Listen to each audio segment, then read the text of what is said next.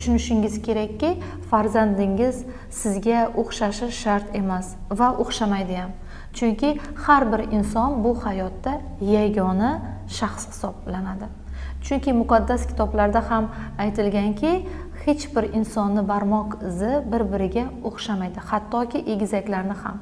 Odam atodan tortib Havo onagacha shu kungi kungacha hech bir inson, hattoki qiyofasi o'xshash inson bu hayotda yo'q ekan.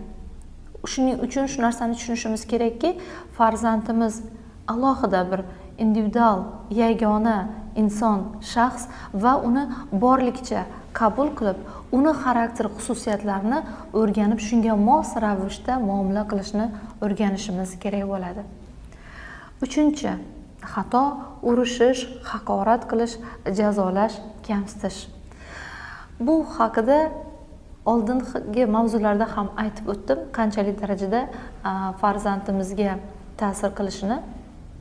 Farzandni urishish, bu jazolash, qo'rqitish va hokazo kamsitish